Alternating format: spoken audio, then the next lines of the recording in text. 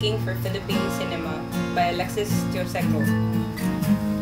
I wish that the Film Development Council of the Philippines would understand the value of the money they're given and consider going to Paris and spending 5 million of their 25 million allotment for a showcase given by a young festival an investment and not just a vacation.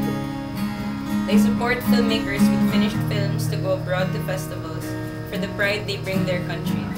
I wish instead they would support their films locally and help them get seen by a larger Filipino audience. I cry for the loss of Manuel Conde's Juan Tamad films. I cry for a country that can't convince that one Filipino-American who owns the only known print of Conde's Genghis Khan in its original language to return, i.e. sell the film back to its mother country. I cry for the generations of Filipinos, myself included, that can no longer see Jerry De Leon's Daigdig na Makati and instead have scans of movie ads to admire on the internet, with sincere thanks to Simon Santos and James De La Rosa.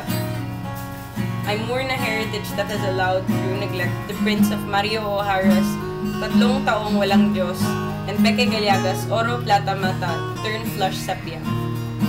I cry for a Union Bank and University of the Philippines that conspire in apathy to let the master negatives of treasures produced by Bancom Audiovision rot in rooms only air-conditioned half the day and in cans untouched for years and years. I pray for a city government or even enterprising and concerned theater owners to consider setting aside 50 centavos or a peso of the ticket for the preservation of our national audiovisual heritage.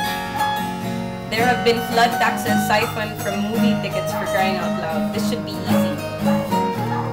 I wish Cinemalaya, which thanks to the media and the government's press millage behind it, has a great festive excitement, would actually put their efforts in the service of Philippine cinema and not their own self-involved attempt to start a micro-industry.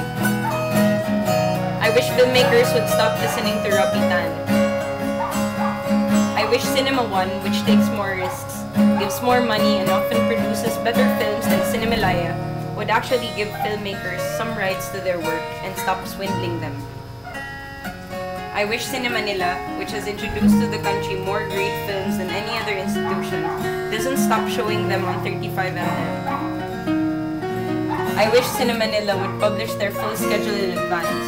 It's difficult to plot what films to watch when you don't know which ones will show again. I wish the GOAT initiated Silent Film Festival with live scores by Filipino musicians would continue annually, and that one year they get to show a Chaplin, a Griffith, a Dreyer, and maybe a Bertov or Medvedkin. I wish Lab Diaz would have larger budgets to maneuver and shoot with, and would work with the ace production designer Cesar Hernando once again.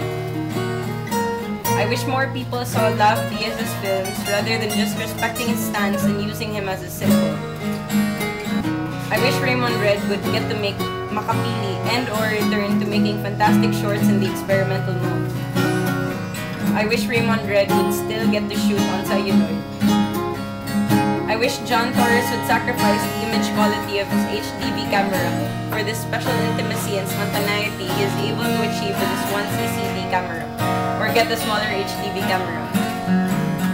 I wish Mike De Leon would make another movie.